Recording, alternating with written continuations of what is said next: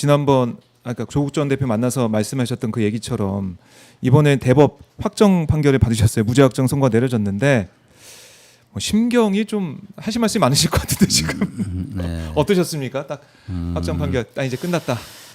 아 이거 시간이 6년이 걸렸죠. 예, 그 기소된 이후로 치면 한 5년 7개월 걸려, 6년 가까이 네. 걸렸고, 그 6년 가까이 재판받는다는 게 참 끔찍한 일이죠. 그 잔인한 세월이었고, 네. 그 기간 중에 뭐 제가 개인적으로 엄청난 이제 고초를 겪은 것인데, 특히 이제 정치인으로서 정치인에게는 그 정적이 있을 수밖에 없잖아요. 그건 뭐 당 피할 내에서도 수 있을 없죠. 수밖에 없고 음흠. 또 다른 당에서도 경쟁하는 당에서도 상대 당에서도 있을 수밖에 없는데 네. 이제 그런 경쟁자들에게 이제 뭐 공격의 소재가 되잖아요. 저 사람은 곧 의원직이 상실될 사람이야. 저 사람은 감옥 갈 사람이야. 저 사람 피고야, 뭐 피의자야, 뭐 이런 그 공격을 받아야 되는 그런 이제 불명예를 감수해야 되는 뭐 이런 그런 이제 어려운 기간인데 네. 그 시간 동안 그 변함없이 이제 저를 믿고 지지해 준 분들에게 우선 이제 굉장히 고맙다라는 생각이 들고 긴 세월인데. 그 다음에 이 사건이 이제 1심에서는 유죄가 나왔었거든요. 네. 그때 법원에 대해서 정말 큰 실망을 했었거든요. 사법부가 검찰이야 그 무책임하게 기소를 할 수 있지만 수사권을 남용할 수도 있고 기소권을 남용할 수도 있고 그렇지만 법원이 이것을 걸러주지 못한다면 그렇다면 이게 억울하게 검찰권 운남용에 의한 피해를 겪은 사람들은 어떻게 구제받을 수 있는가? 어디다가 하소연. 법원이 마지막 최후의 보루인데 1심 재판 때 법원의 판결이 도저히 납득할 수 없어가지고 이제 큰 실망을 했었는데, 네. 근데 이제 2심, 3심에서 이제 무죄 이렇게 돼서 그래도 법원이 최후의 보루가 맞구나. 결국은 이제 법원이 최후의 보루가 됐지 않습니까? 그렇죠. 그래서 법원이 결국은 그 정의로운 판결을 통해서 네. 정의와 진실을 찾아준 것이거든요. 그 재판 받으면서 검찰이 그 국가 폭력에 가까운 수사를 빙자한 국가 폭력으로서 죄가 없는 사람에게 죄를 만들어서 덮어 씌우고 또 마땅히 파헤쳐야 될 예컨대 김기현 네. 의원의 비리라든지 고래고기 비리라든지 그래요. 이런 것은 덮어버리고 그 다음에 그 없는 애초에 존재하지 않는 뭐 함영수사라는 걸 소설처럼 써내가지고 소설 같은 얘기를 만들어내서 그거 가지고 덮어 씌워서 이 사람을 유죄 판결 받게 하고 이러한 그 불의한 그 검찰의 불의한 검찰 집단이 승리를 하고 그리고 검찰로부터 부당한 공격을 당한 피해를 당한 사람이 끝내 패배한다면 이 억울해서 어떻게 사나 이런 생각이 들었었는데 여전히 느끼셨겠네요. 그런데 다행스럽게 법원이 이제 현명한 판결해줘서 그래도 법원이 최후의 보루이구나 인권 정의를 지키는 최후의 보루이구나라는 것을 이제 다시 좀 한번 느낄 수 있었죠. 네. 그러면서 결국에는 검찰 개혁 이제는 더 이상 우리가 망설이거나 뒤로 미뤄둘 수 없다는 생각을 다시 한번 하게 된 거 아니겠습니까? 윤석열 정권 그 모습도 그렇고. 예. 그 이제 이른바 울산 사건은 검찰권이 오남용되면 어떻게 이제 잘못될 수 있는가 이런 거에 대한 검찰권 오남용의 여러 가지 케이스, 여러 가지 패단을 종합적으로 보여준 종합 세트 같은 거였거든요. 그러니까 표적을 정해가지고 수사하는 걸 표적 수사라고 합니다. 네. 저 사람을 내가 기어이 수사할 거야. 죄가 있든 없든 탈탈 털어볼 거야. 이 표적 수사. 그 다음에 결론을 정해놓고 짜맞추기 수사를 하는 거예요. 내가 반드시 기소할 거야. 재판에 넘길 거야라는 결론을 정해놔요. 또는 이 사건은 하명 수사야. 사건의 그림을 사건의 실체를 밝히는 데 목표가 있는 것이 아니라 그냥 수사하기 전부터 그림을 그려놔요. 이 사건은 문재인 대통령과 송철호 울산시장의 예. 친구 사이인데 뭐 당선되는 게 당선되는 거 보는 게 내 꿈이야. 뭐 이런 식으로 얘기했다. 뭐 이런 것을 가지고 이제 이걸 이 소재 삼아 가지고 마구 이제 소설을 써내는 거죠. 예, 그렇게 그 그림을 그려놓고 거기에 짜 맞추기 수사를 해나가요.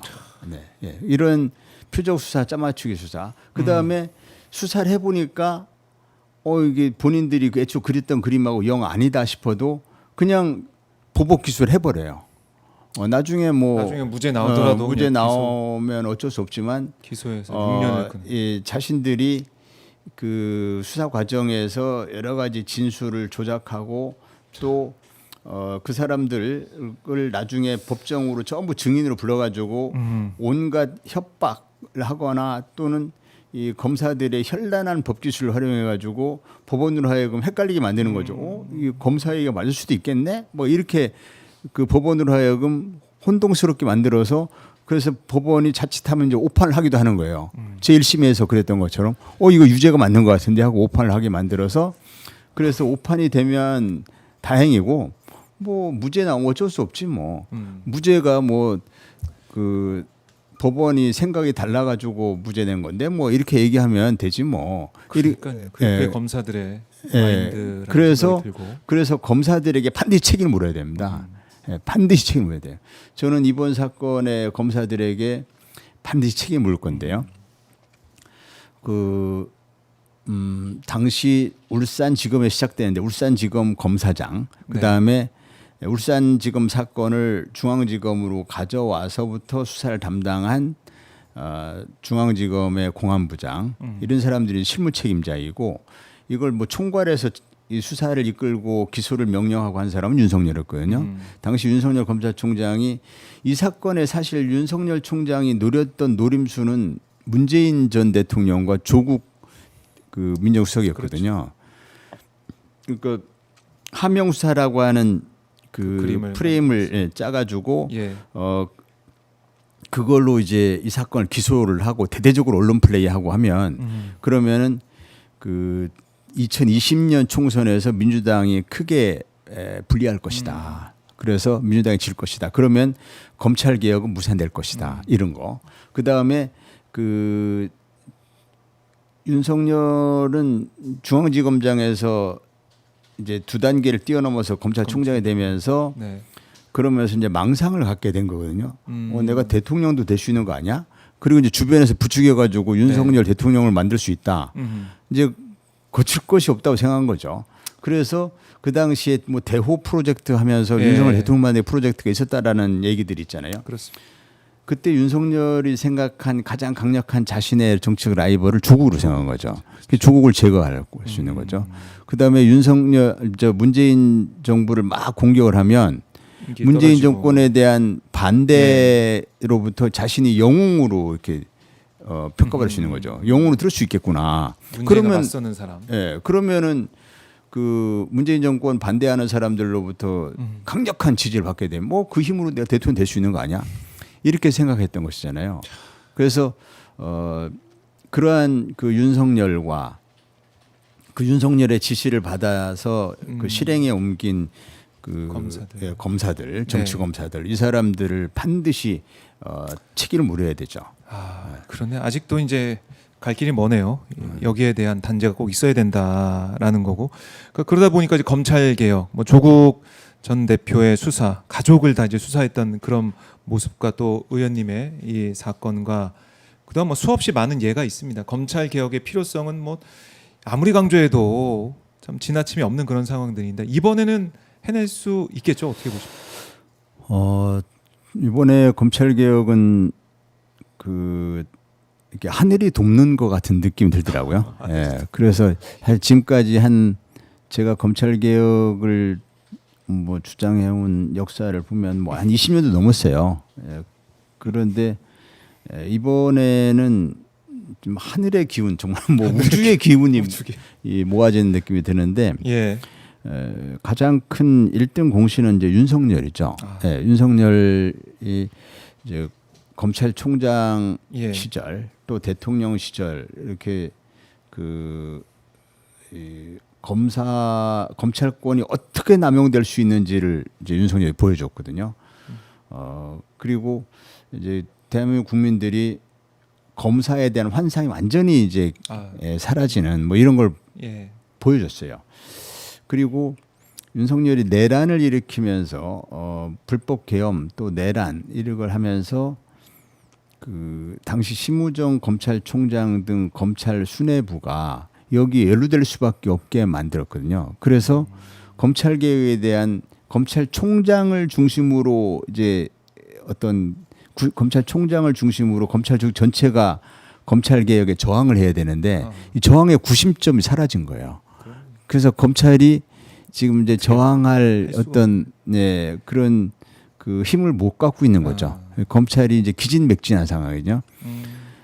그리고 라인업이 좀 잘 됐습니다 이번에. 라인업 어떤? 라인업이라는 것이 예.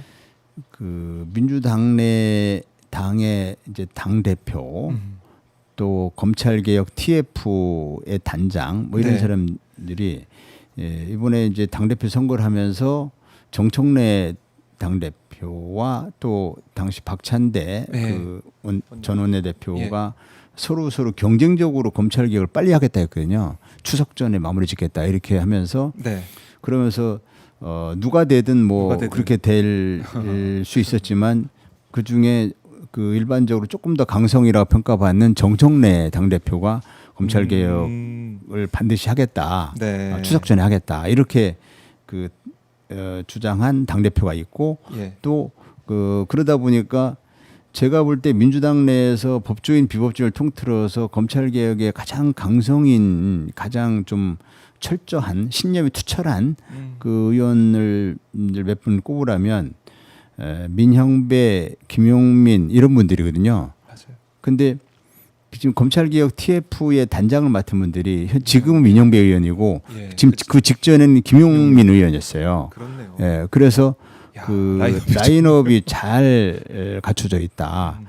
그리고 정성호 법무장관도 사실 법무장관 취임 전에는 조금 온건한 그런 노선을 보여온 분이어서 그래서 분들도 있었어요. 그래서 검찰 개혁에 대해서 좀 소극적인 입장을 들으면 어떡하나 이렇게 걱정을 많이 하셨는데 법무장관 취임 이후에는 국회에서 결정한 대로 하겠다. 당에서 결정한 대로 하겠다. 이러면서 당과 호흡을 맞추는 그런 모습을 보이고 있고 지금 취임 이후에 보여주는 여러 가지 그 행보를 보면 별로 우려할 일이 아닙니다. 그래서 그 라인업이 잘 갖춰져 있고 저항의 구심점, 저항은 이제 지지부진한 이런 상황이고 또 이미 그 법이 다 만들어져 있고 그다음에 문재인 정부 때 사실 검찰 개혁에 실패했던 가장 큰 원인은 문재인 정부 출범 후에 적폐청산에 검찰 활용한 수밖에 없었던 그런 시대적 환경 탓도 있거든요. 그런데 지금은 청산해야 될 내란 세력이 있긴 한데 그걸 검찰이 아니라 특검이 해주고 있어요. 이걸 검찰이 하면 이 검찰 개혁에 상당한 걸림돌이 됩니다.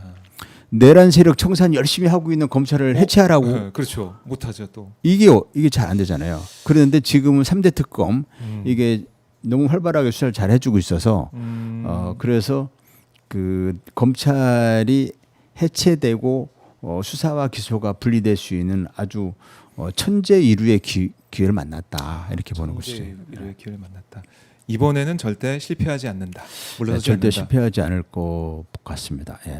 알겠습니다. 또 조국신당도 열심히 함께. 물론 이제 검찰이라는 집단이 이게 이렇게 호락호락 물러나지는 않을 겁니다. 그 이제 요 검찰 개혁 과정에서 검찰이 가장 강력한 권력 집단이었고 가장 강력한 기득권 카르텔의 중심 축이었는데 그렇게 호락호락 물러서지는 않을 것이고 검찰이 온갖 자신들의 법 기술을 활용해서 그 디테일에서 악마가 숨어 있게 할 겁니다. 자신의 기득권을 유지하기 위한 온갖 술수를 부릴 거예요. 그래서 그 과정에서 디테일에서 잘못 그 실패를 하면은 검찰 개혁의 취지가 크게 퇴색되는 그런 결과가 될 수도 있거든요.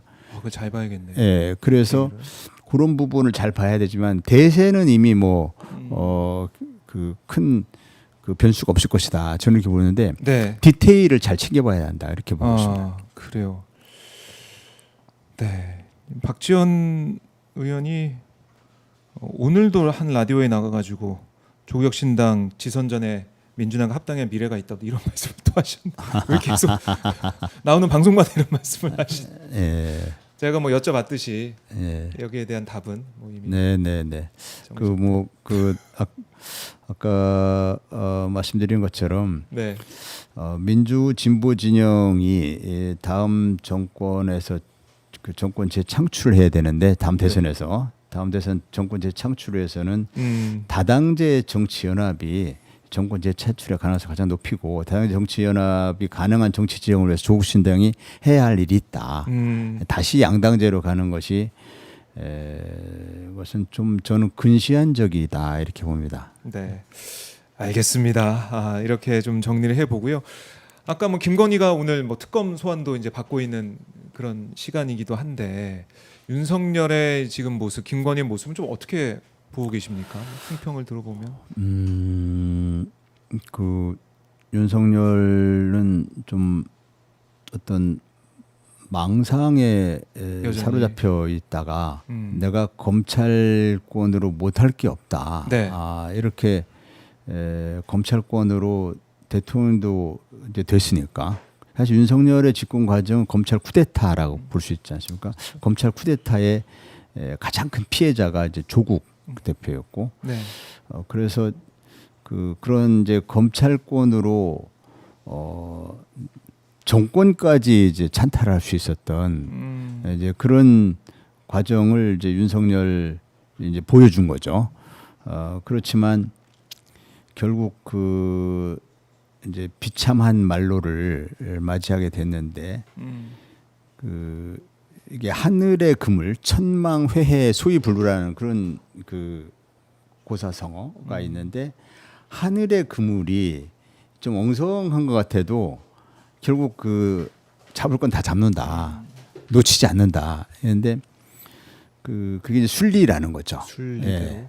하늘의 섭리라는 것인데 윤석열의 그런 그 망상의 말로는 일시적으로는 성공하는 것 같았지만 결국은 이제 실패하는 것이죠. 결국은 비참한 말을 맞이하게 되는데 네. 이것은 그런 망상을 꿈꾸지 않았다면 예컨대 과거의 검사 시절 또는 뭐 부장검사 수준 뭐 이때의 그때는 조금 무리를 해도 그때도 윤석열 검사가 검찰권 오남용한 케이스는 많았지만 그래도 그 피해가 크지 않았어요. 근데 이제 대통령이 되고 나니까 대한민국 전체가 크게 한 30년 전 후퇴해버리는 나라가 망가져버리는 이런 네. 이제 큰 피해를 끼치게 되는데 그래서 그것 때문에 또 본인도 나라도 망가졌지만 본인 인생도 완전히 망가진 것이죠. 그때 좀 검찰권 오남용했던 검사긴 한데 그때 그 검사를 끝으로 조용히 이제 자신의 분수를 알고 자신이 할 일이 뭔지 자신의 분수를 알고 뭐 대권에 나선다든지 이런 일을 벌이지 않았어야 되는데 그런 일을 벌임으로써 이제 본인도 불행해지고 나라도 크게 후퇴하는 네. 그런 이제 잘못된 역사를 만든 것이죠. 지금 윤석열, 김건희 부부가 겪는 지금 일련의 과정은 전 사필 규정이다 이렇게 봅니다. 본인들의 망상 또는 본인들의 거짓말 네. 이것으로 국민들을 계속 속이고 국민들을 자신들의 권력욕의 어떤 수단 정도로 생각하는 그런 망상의 결과가 결국 그 심판받은 것이죠. 네. 결국 순리대로 네. 심판이 이루어질 것이다 네. 라고 봐야겠습니다. 자, 오늘 황운하 의원과 뭐 다양한 주제 현안에 대해서 말씀을 좀 나눠봤는데요. 자주 좀 오셔가지고 조국혁신당의 당내 상황이나 아니면은 개혁의 과제 여기에 대해서 말씀을 좀 많이 들어봤으면 좋겠습니다, 의원님. 네, 네, 네. 알겠습니다. 가시기 전에 시청자분들께 못다한 말씀 있으면 듣고 마무리하겠습니다. 네, 아까 조금 말씀드렸는데 제가 그 기소된 시점부터 치면 5년 7개월 정도 재판을 받았고 또 검찰이 저에 대한 수사를 시작한 시점부터 보면 뭐 한 7년 5개월 정도 돼서 거의 8년 가까이 했는데 이 긴 시간 동안 저의 무죄를 믿고 변함없이 응원해 주신 네. 오마이뉴스 시청자 여러분들께 정말 감사드리고요. 늦었지만 정의가 승리하고 또 진실이 밝혀진다는 것을 보여드릴 수 있게 돼서 기쁘게 생각합니다. 고맙습니다. 네. 정의가 승리한다, 순리대로 간다. 이걸 의원님의 재판 결과를 보고도 우리가 네. 확인할 수가 있겠네요. 네, 맞습니다. 하나하나 알 수 있는 거고요.